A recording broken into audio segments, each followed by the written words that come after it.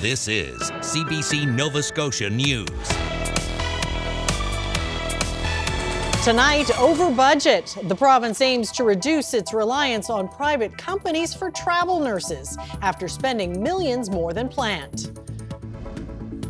Tax battle will bring you inside Nova Scotia billionaire John Risley's dispute with the Canada Revenue Agency. And school lunch program. Students in Cape Breton get a first taste of what's on the menu. A chilly start to Wednesday with fog patches, but temperatures recovering nicely with lots of sunshine. Your full forecast is coming up. Good evening. The Nova Scotia government is working on an agreement to create a provincial travel nurse program, a move that would reduce the reliance on private companies. As Michael Gorman tells us, the news comes on the same day opposition politicians want the Auditor General to examine the government's use of travel nurses. Staffing gaps in Nova Scotia and other provinces have meant an increasing use of travel nurses through private agencies to help maintain services and support existing staff. The president of the Nurses Union thinks a new provincial program could reduce that reliance. I don't know for sure it will ever be able to completely eliminate it, but certainly our reliance on them has got to be decreased because we're spending way too much money on a service that really at the end of the day it's a short-term fill the hole kind of service. It doesn't give us anything long-term. During an update on the provincial budget last week, Finance Department officials revealed that the Health Department has already overspent its travel nurse budget by almost $18 million. Opposition politicians say the government needs a better option and a provincial program could help. And I can tell you that what we saw when my daughter was ill was that you would often have in certain hospitals, you would have a rotating cast of nurses, and I think that makes for less consistent care.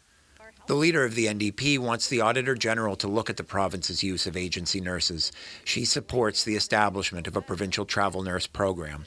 This would give nurses who want it, who need it, the flexibility, the additional pay, but it would keep them in the public system. Right now we're fighting against ourselves and we're spending an enormous amount of money on a Band-Aid that's not going to get us towards what this government says their goal is, which is to fix healthcare.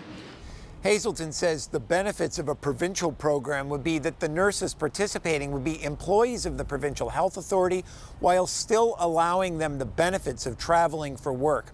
That would include higher wages and better predictability around schedule.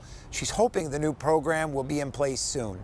Michael Gorman, CBC News, Halifax. The Port of Halifax has confirmed that they will be receiving some extra container ships over the next few days. Strikes from dockyard workers in other major centres, including Montreal and New York, means some container ships are diverting to other destinations, including Halifax. That means the dockyards in Halifax will likely see much more traffic this week. While the strike in Montreal is only expected to be for a few days, it could mean many ships will have to change their plans, which could have a short-term impact on the movement of goods around the country. The situation in Montreal is one that's been sort of developing over a number of months, and it's one that together with our supply chain partners, predominantly CN and PSA, we've been monitoring to see how we could assist if necessary. The situation in New York is similar, and it's one that we're hoping that we can assist as well. 350 longshore workers walked off the job in Montreal yesterday, and the strike is expected to last until Thursday. The union is using the short-term tactic to lend weight to their demands around regular scheduling and higher wages.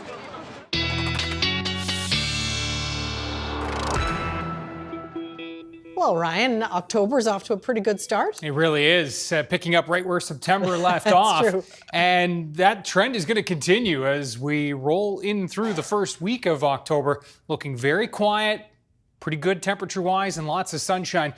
Tuesday temperatures ranging between 14 in Sydney and 19 in Yarmouth. And you can see where the temperatures are here generally see the overall flow for Tuesday from the northeast. A lighter northeast flow on Wednesday, and we're going to be seeing, again, temperatures in the 15 to 17 degree range across Cape Breton, and then 17 to 19 across the mainland. There's a slight risk of an isolated shower across Cape Breton down into the eastern parts of the mainland yet again, primarily in the morning, and then we're going to be looking at a pretty decent day overall. Note temperatures Wednesday morning are going to be pretty chilly to start, so you're going to want to have that sweater ready to go for Wednesday, with some fog patches in the mix as well. Into the afternoon, lots of sunshine, and again, just a slight risk of a shower here in the morning for Cape Breton. I should mention just an isolated risk pushing into the west for the afternoon, but it's less than 30%, but the risk is there. Now, the trend as we work into Thursday means high pressure setting in, and really looking very, very nice over the next few days. Rain for the weekend, though. We'll talk about that with your 7-day coming up. All right, we'll talk about that soon. Thanks, Ryan. Thank you. One of Nova Scotia's most prominent and wealthy businessmen is in a huge income tax battle with the Canada Revenue Agency. John Risley is appealing reassessments over a 2-decade period starting in the year 2000. The CRA says his holding companies funded living expenses, hobbies, and personal endeavors, and that Risley didn't declare enough of those benefits on his income taxes. The CBC's Richard Cuthbertson joins me now with the latest on this story. So, Richard, John Risley is a bit of a household name in this province. In broad strokes, what is this dispute with the CRA over? All right. Well, John Risley is known for making a lot of money, first with Clearwater Seafoods and then in the nutrition and communication sectors. He's also known for spending a lot on yachts, houses, and much more. Now, how all of that was funded and how much of it was for business or for pleasure is at the heart of this income tax battle with the Canada Revenue Agency. All right. So what exactly is the CRA claiming? Well, according to court records, the agency claims that over a 20-year period, Risley failed to report more than $89 million in benefits that flowed to him from his companies and should be considered taxable income. For instance, there's his 121-hectare estate in Chester, where in 1998, he and his former wife built a 16,000-square-foot seaside mansion. It's all actually owned by a holding company, and the construction, the land, and at least several years of living expenses were funded through interest-free loans from another company John Risley headed. Now, Risley claims in his appeals he only partly used the house for personal reasons. He says it was actually used for business development and to entertain unnamed Canadian and Nova Scotian government dignitaries. The CRA, however, takes a different view. So basically, the CRA says these things paid for by his companies should form part of his income and he should pay tax on it. Yes, exactly. The agency says these are shareholder benefits. Now, under the Income Tax Act, the value of benefits conferred by a corporation to a shareholder is considered part of their income. So, for instance, if your company pays your vacation as a perk, the value of that trip is considered part of your income, and you need to pay tax on it. Now, take that concept and then apply it to John Risley. There's company-owned yachts, a ski lodge in Montana, a fishing lodge in Labrador, a dressage stable. These, he says, were businesses. You know, the yachts, for instance, were chartered out, but he also did use them for personal reasons. And the question is how to parse the business from the personal and put a value on that. And that's where John Risley and the CRA are far apart. All right, Richard, so what does John Risley say? Oh, he denies making false statements or misrepresentations on his tax returns. He initially agreed to an interview, saying he agrees he should pay tax on his benefits, and he has reported millions of dollars in benefits.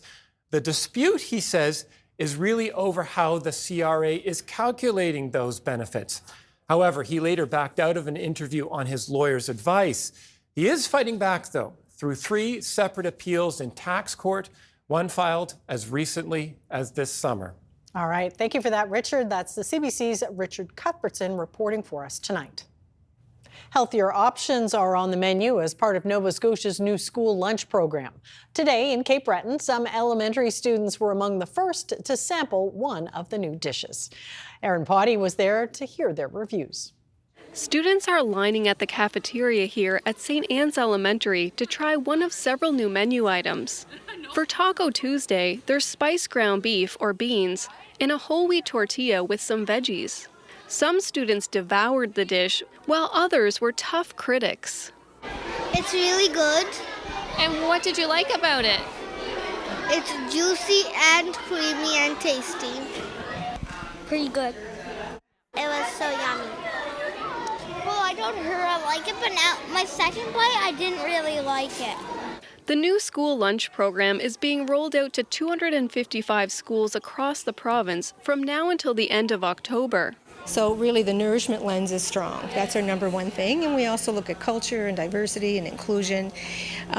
So bringing all those things together, we're trying to meet a nourishment need, and we're trying to look at how do we nourish children who were coming to school without food. It's also about establishing long-term healthy habits, and that means trying new foods. So this is an opportunity for students to try things that they might not otherwise have had a chance to try. And so that means they're going to love some, they're going to like some, and some aren't going to be to their taste, and that's okay.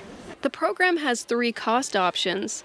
Depending on their financial restraints, parents can either pay the full cost, $6.50 per meal, part of the cost, or nothing at all. Meals are either prepared by school staff or an outside company, and each menu item has a vegetarian option. Right now, the program operates under a monthly meal schedule, offering new menu items each day. And I think it was a great way to get started, to have consistency across the province. But moving forward, this is a kind of a baseline. We hope to make changes and additions and see what suits our schools. So for now, probably for the next number of weeks, this is the consistent menu. About 75,000 students will be able to access the program, with about 47% already choosing to do so. The province has invested $19 million this year for the lunches and is hoping to secure additional funding from the federal government. Erin Potty, CBC News, Glace Bay. PEI's government is giving $2 million to the IWK Foundation in Halifax. The IWK specializes in infant, child, and youth emergency care for the Maritimes. PEI's provincial government says island children and youth used the emergency room 63 times in 2023. The foundation will use the money to renovate its emergency department. This is the first time that PEI has given money to the IWK.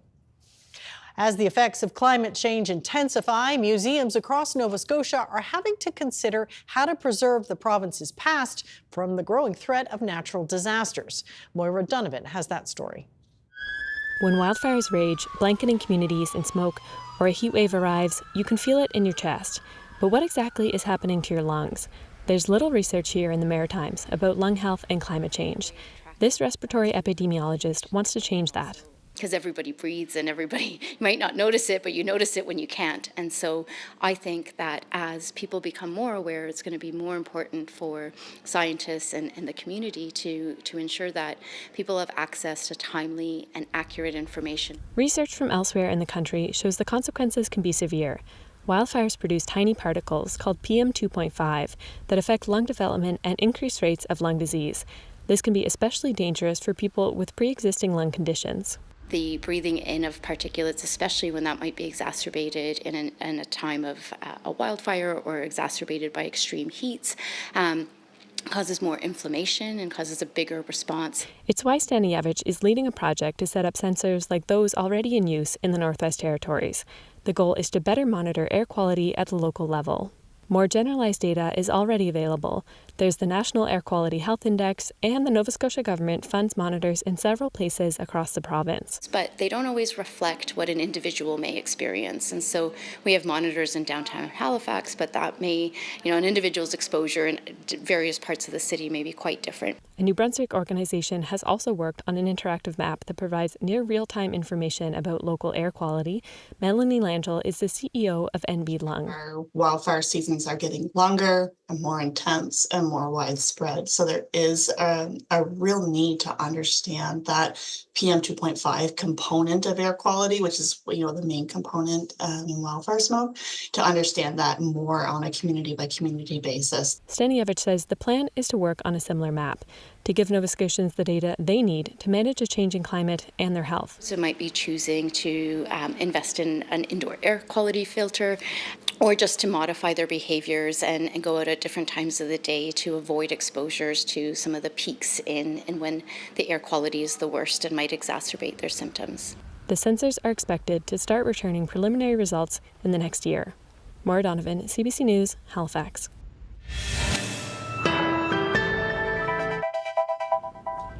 And Ryan will be back next with the full weather forecast. We'll see you in just a few minutes.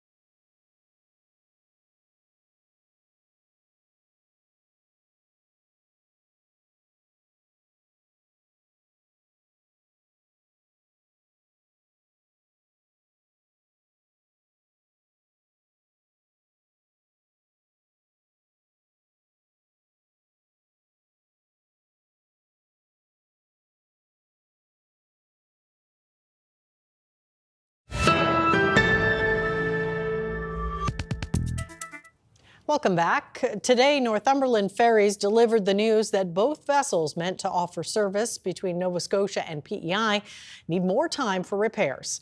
It's expected to be almost 3 weeks before one of the two ships, the Sarima, is ready.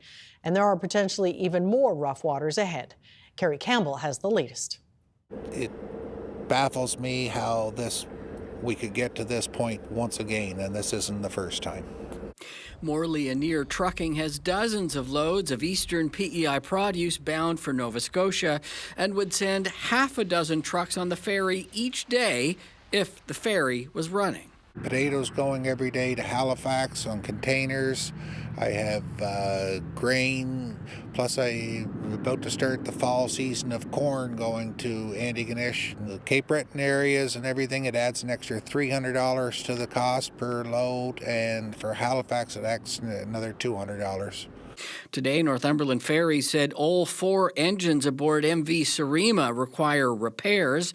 It's expected to re-enter service on October 19th at the earliest. Then the ship, which is on loan, is set to leave PEI to return to Quebec within the week.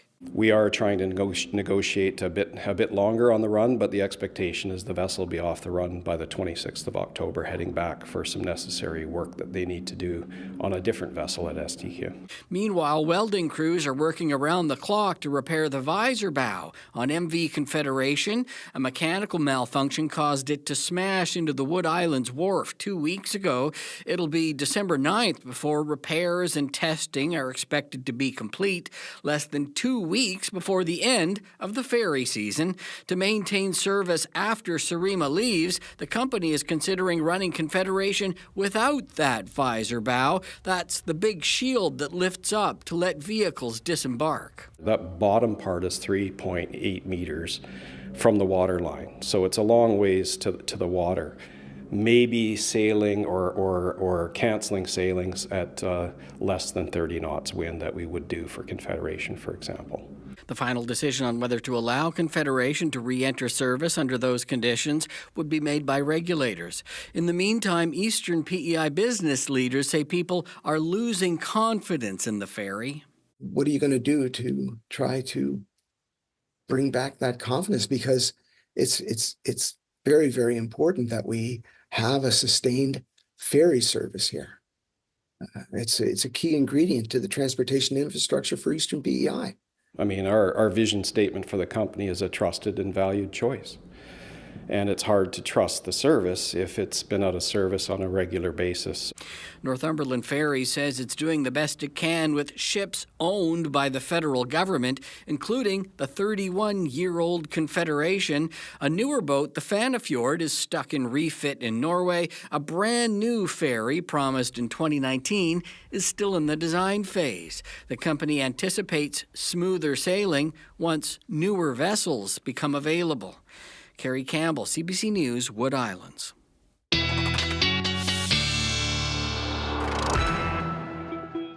So you say a little chilly in the morning, but we'll warm up as the day goes on. I mean, this is October at its Right. finest, It's right? sweater weather. Crisp, cool mornings and lovely afternoons. That's really what we saw today. That's what we'll see for the next couple of days. Things are going to cloud up a little bit through Saturday. Always an eye on the weekend. Even on a Tuesday, right? For sure. Never too early to look ahead to the weekend. Have a look at our webcam video from this evening. Sunset right now, Lower Truro. Wow.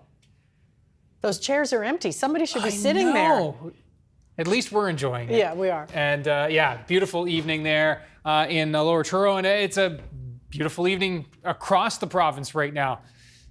I'll leave this up for as long as possible, but of course I only have so many seconds to talk about the forecast. So yeah, you can see temperatures ranging between 12 and 14 across Cape Breton and ranging between 13 and 19 across the mainland. No doubt Yarmouth, the hotspot today in that northeast flow, which has been on the go throughout the day today. Will be lighter tomorrow. There are the sustained winds, and it has been a breezy day. Cape Breton and across the Northumberland shore into northern areas, not as much so down into the south and west. Still gusting to 40 in Sydney, not too gusty elsewhere.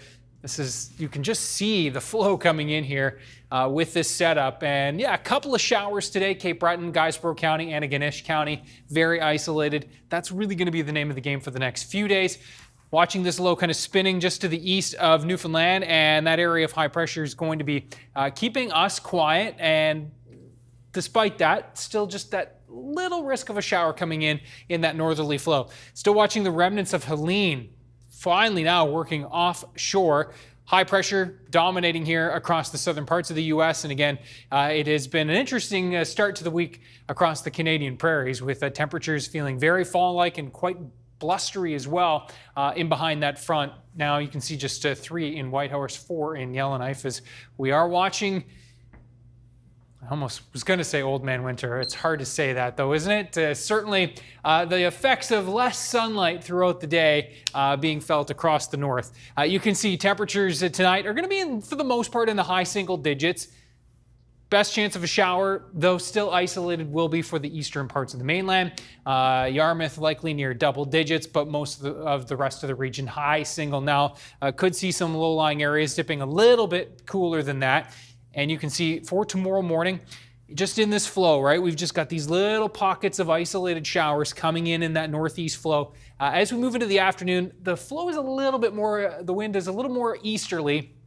And we could see a very isolated risk of a shower here down into the Yarmouth and Shelburne area as well. Can't even rule it out for Halifax into the afternoon, but it's very, very isolated risk. But verbally mentioning it, at least the greatest risk is for Cape Breton, and even here it's isolated chances for tomorrow, 14 to 18 degrees. We'll see temperatures across the mainland warming up to 18, 19 degrees, especially in and around the Halifax area. Looking at temps a bit cooler in those onshore winds for places like Tatamagouche, and then back into the west, and we'll see temperatures here in the 16 to 19 range as well. Thursday, beautiful day. Again, lighter winds on Thursday overall under a mix of sun and cloud. Watching this area of high pressure really settle in quite nicely. Just sunshine overhead, really, really nice. Watching a system that's going to be trying to work its way in for the weekend. Now, should mention, with a shift to a southwest flow, we likely bump to 20 on Friday. Increasing clouds, late day shower chances, especially in the west on Saturday. Lingering chance for showers Sunday and into early next week. Amy. All right. Thanks for that, Ryan. Thank you. A rideshare driver from Baltimore, Maryland, has a passion for traveling the country, trying new foods, and documenting them on social media. Crescent Torres has eaten in 50 states and recently took his first trip to Canada to try out some signature East Coast dishes. The CBC's Brian McKay went along for the ride. Hey, what's up? This is the rideshare foodie.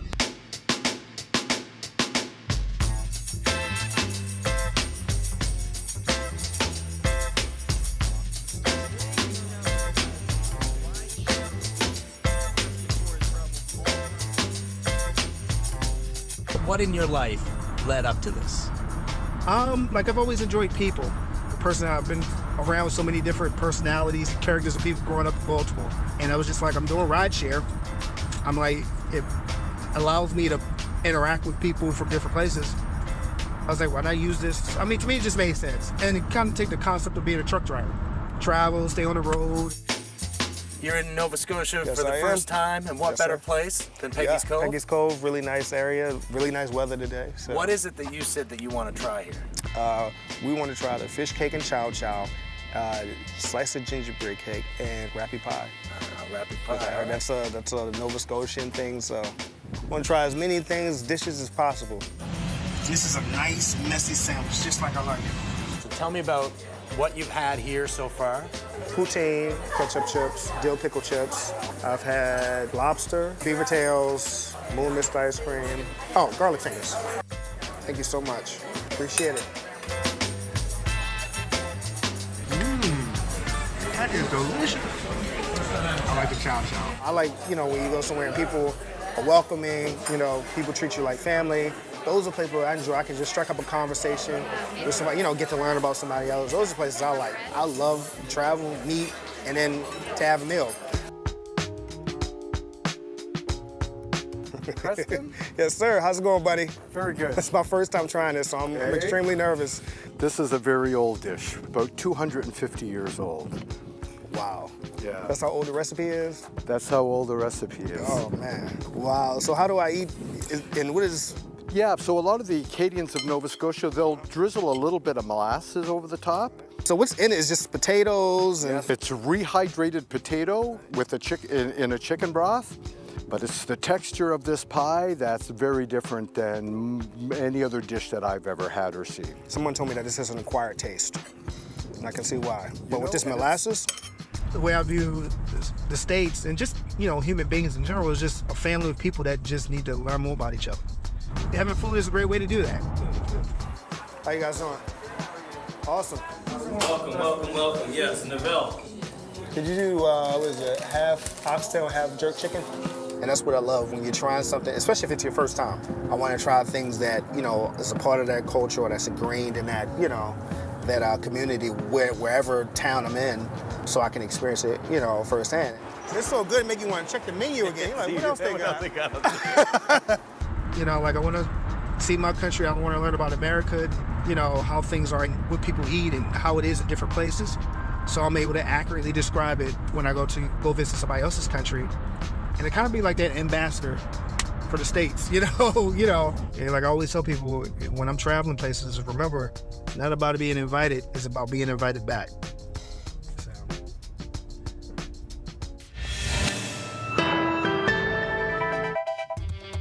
Coming up, about 300 power restoration workers from Atlantic Canada are in the United States working in the disaster zone of Hurricane Helene.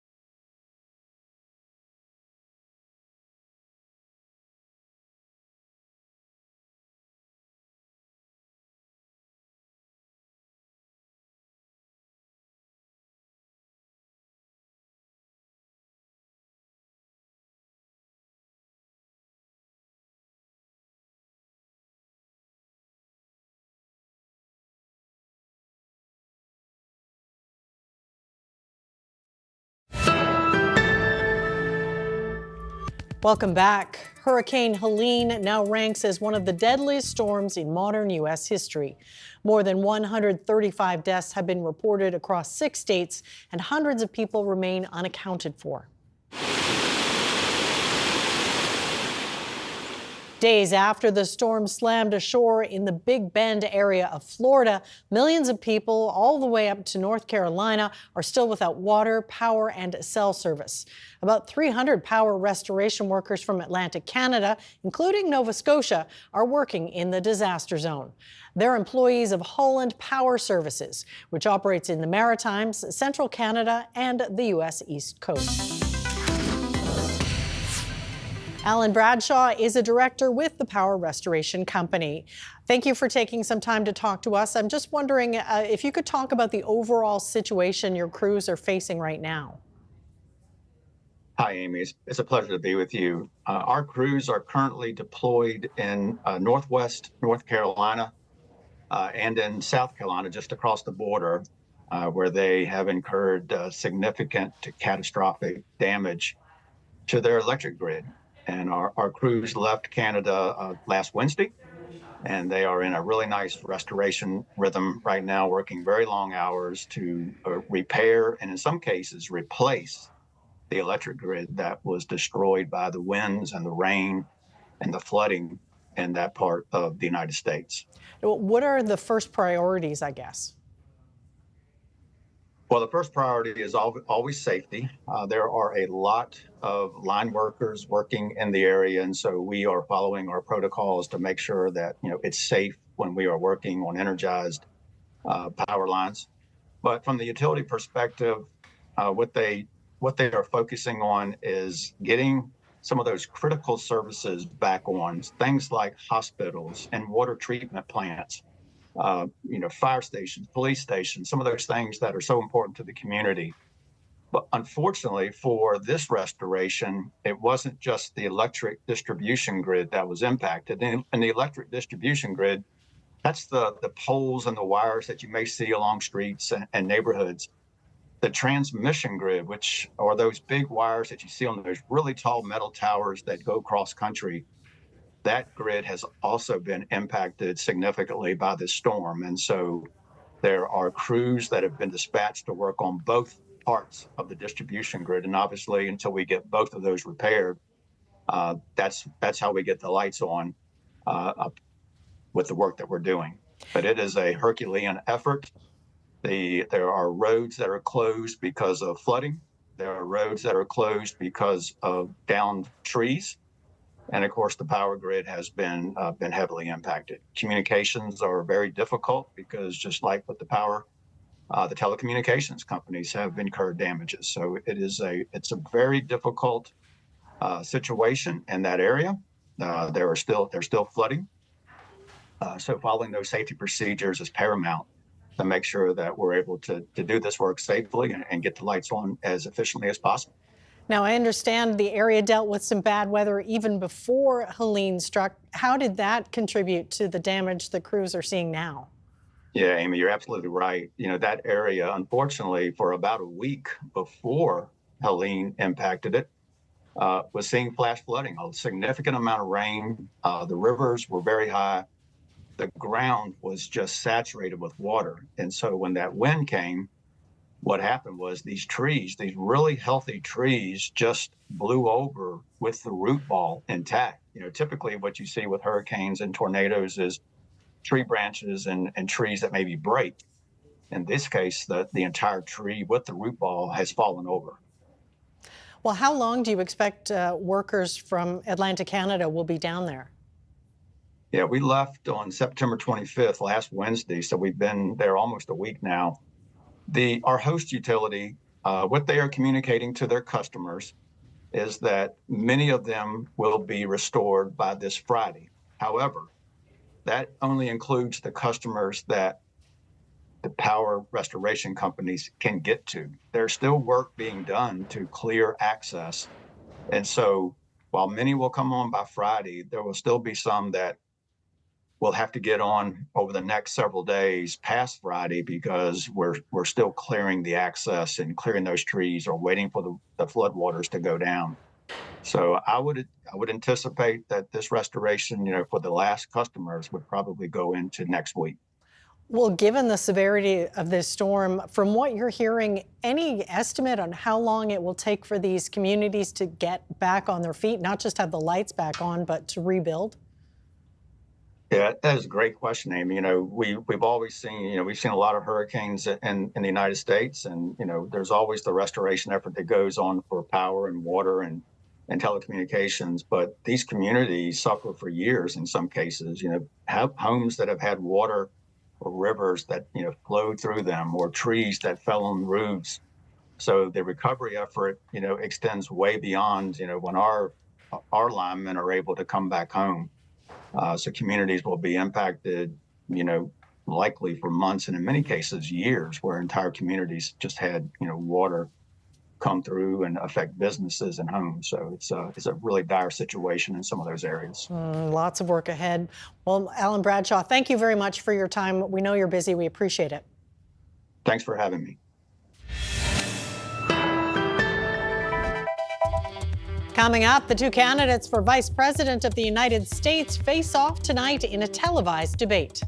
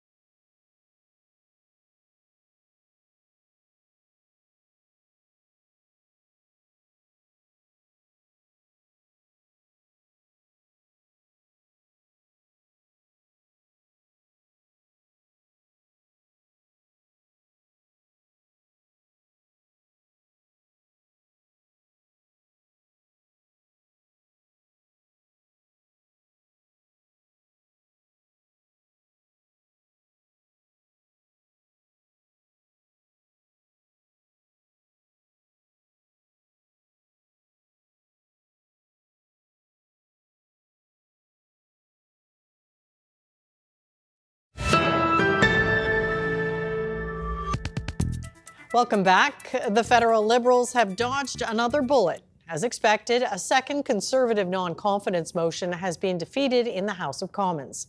But now the Bloc Québécois has given the government an ultimatum, saying it must pass 2 pieces of legislation by October 29th or risk losing the Bloc's support. Kate McKenna reports.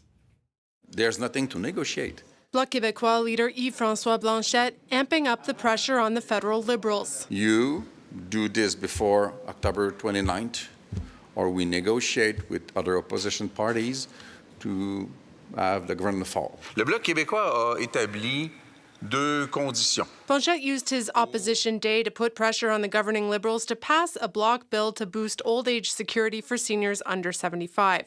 Seniors over 75 got that top up in 2022. Every possible condition has been gathered in order to make it as easy as possible for the government to do the right thing and not to be weak.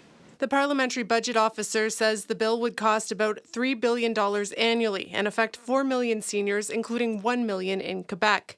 Some say it's overdue. Especially during the last few years with the inflation, COVID, and a lot of old people had severe economic problems.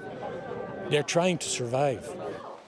But the governing Liberals aren't jumping to support it. The Bloc's bill, although well-intentioned, now is not helping the most vulnerable seniors. A single senior with living with $30,000 would get less in support than a couple living with $150,000. Never directly answering whether they'll help pass the bill. That's a no from your government, is that correct? I think we've both answered at some length, and I think we chose our words carefully. This is one of 2 bills the Bloc Québécois says must pass for the government to keep the Bloc Québécois' support. The other has to do with protecting supply management in trade negotiations. But even if the Bloc does pull its support, all 3 opposition parties will need to vote to topple the government, and the NDP says it's taking things on a vote-by-vote basis. Kate McKenna, CBC News, Ottawa. Iran has launched a direct attack on Israel. Dozens of ballistic missiles were fired into Israel, further increasing the risk of an all-out regional war. The CBC's Chris Brown has the details. This was a day that started with news of a huge escalation as Israel ordered its troops across the border with Lebanon to engage Hezbollah forces directly. But then it got much, much worse as Iran fired a large volley of rockets at Israel. In the skies over Israel's major cities, swarms of Iranian missiles honed in on targets as Israel's missile defenses launched to intercept. Our camera captured the dramatic scene above our hotel in Jerusalem. On the ground, sirens wailed in warning as people ran for shelters. Israelis were on alert from late afternoon when Israel Defense Forces spokesman Daniel Hagari provided the first official word that the U.S. believed an attack was coming, before later warning the missile attack could be wide-scale. But then, just moments before the air alert sounded, the Tel Aviv area was hit by another unexpected attack. 2 gunmen shot at passengers on a light rail train and people waiting on a platform, killing 6 and wounding 10. Eyewitnesses say a passerby with a gun killed at least one of the attackers. But there was little time to process that before the Iranian missiles began. In a statement, Iran's Revolutionary Guard warned if Israel retaliated, they would deliver a more crushing and destructive response. Last week, Israel assassinated Hassan Nasrallah, the leader of Iran's biggest militia, Hezbollah, and many of his top commanders by annihilating his Beirut command bunker with a direct hit. Israel had already been conducting intensive bombing of Hezbollah targets in Lebanon, leaving more than 1,000 people dead. But early this morning, escalated further by sending its troops into direct combat with Hezbollah in southern Lebanon. The IDF says they were localized ground raids, but opponents called the operation an invasion. It appears that far more people were killed or hurt in the light rail attacks than by Iran's missile barrage, which has no confirmed deaths. But the attacks seem certain to expand this war even more. Chris Brown, CBC News, Jerusalem. One of the most anticipated events of the U.S. election campaign takes place tonight. The two candidates for vice president face off in a televised debate. With just over a month to go before voting day, viewers are hoping to learn more about the Democratic and Republican positions. Chris Reyes reports.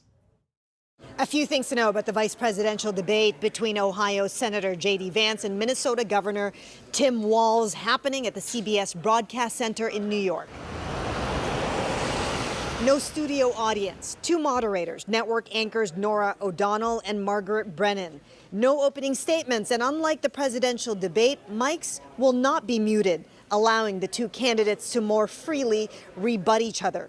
J.D. Vance won the virtual coin toss, and he has chosen to speak last. Both Donald Trump and Joe Biden were asked to give final words of advice to their respective candidates. Mr. President, any advice for Tim Walz on Tuesday?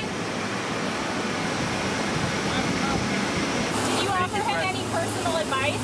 No, he doesn't need it. Oh, well, we've been speaking a little bit back and forth. I think he's in good shape. Expect the big issues to be on the table: the economy, immigration, abortion, and with Iran launching a major attack on Israel, foreign policy.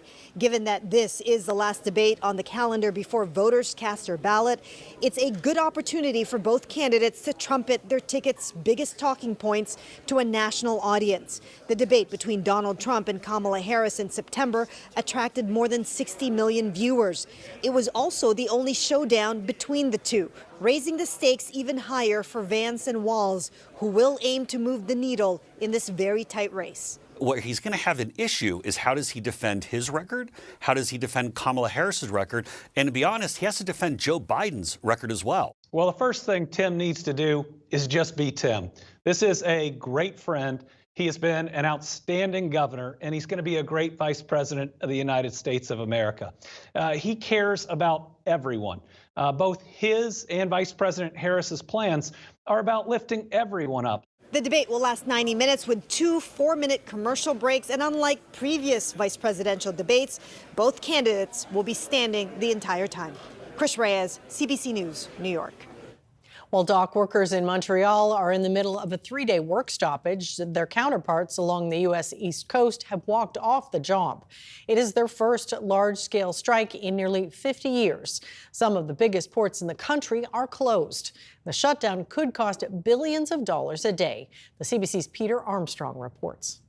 No contracts! Striking dock workers have forced shipping at ports from Maine to Texas to grind to a halt. Union leaders say they'll stay off the job until their demands are met. If we have to be out here a month or 2 months, this world will collapse. That may sound like a rhetorical flourish, but shipping containers carry crucial goods to and around North America. This strike will at least delay delivery of everything from fresh produce to alcohol, car parts, furniture, cotton, and wood. That daily trade value is estimated in excess of $2.1 billion US dollars. And then given the amount of trade goods and services that flow across the countries, it's $3.6 billion across the border every day. Shipping companies have known this strike was a possibility, so they've been rerouting containers for months. Ports unaffected by the labor action have seen record levels of cargo since August. So there won't be immediate shortages, but experts warn anything more than a few days could have sweeping effects on the economy, and it could take months to sort through the backlog. A 2 to 3 day strike will take 2 weeks to clear. A 1 week strike will bring us into November, and then 2 week strike will bring us into early next year before those containers and ships will be processed. The Biden administration has been under pressure to intervene, but for now will only say that collective bargaining is the best way for workers to get the pay and benefits they deserve. Peter Armstrong, CBC News, Toronto. Canada's main stock index eked out a new record today as oil prices rose. Here's a look at how the markets did.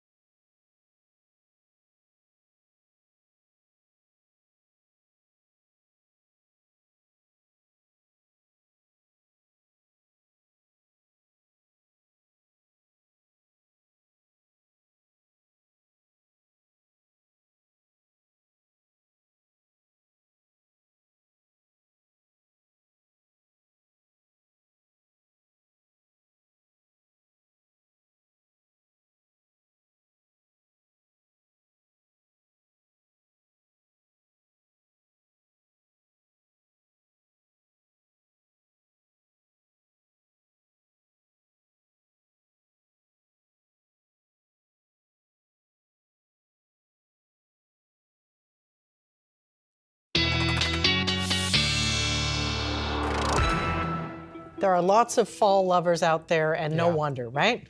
It's such a beautiful time of year. I made a trip to the valley on the weekend, and you could definitely see the changing colors, especially places like Mount Uniacke, right? You did some apple picking. Yeah, absolutely. It was fantastic. Me and half the province, I believe, were in the valley to pick apples. Are there any apples left? Yes, still plenty of apples left in the Annapolis Valley if you're heading in that direction. So some good news there. Have a look at our viewer picture of the day, and this one is just a terrific one from St. Margaret's Bay. Somewhere along St. Margaret's Bay. Oh, wow. Yeah. It looks a little tropical, the water. It does. Is that a rainbow? It nice. is. Yeah, What a very good low capture. rainbow. And Mark said that lasted for just a few seconds, but he was quick on the camera, and thankfully he's so. So thanks to Mark for sharing. Ryan's picks at cbc.ca. Keep those pictures coming. And I'd love to see the fall colors, which I'm sure will be more and more prevalent in the pictures coming into the inbox. Tomorrow, temperatures across Cape Breton will range from around 15 to 17. Most of the mainland will be between 17 and 19. That northeast flow will be still there tomorrow, but a lot lighter, and so it won't be quite as cool, say, in places like the Northumberland shore. But overall, it is going to be a lovely day. There's just an isolated chance of a shower for Cape Breton, primarily in the morning, and then that slight risk actually eases, but does move westward throughout the day. So there is a very isolated chance of a pop-up shower into the afternoon, even in the western parts of the mainland. Now, Thursday is looking beautiful. Widespread temperatures, 17, 19, likely a few 20s in a few backyards on Thursday. And we're going to be watching that area of high pressure moving in from the north and kind of setting up shop right overhead for Thursday into Friday, which looks great as well. Showers late day Saturday and lingering into early next week. All right. Well, archaeologists in northern Peru have uncovered evidence that suggests a woman ruled an area near the Pacific coast over 1,300 years ago. They discovered a pillared throne room lined with murals showing powerful women intertwined with sea creatures. Evidence of human hair and stone erosion on the throne indicate it was occupied by a real person. The findings were made at a site about 400 kilometers north of the capital, Lima. That is it for us tonight. Thanks so much for watching. We'll see you next time. Take care.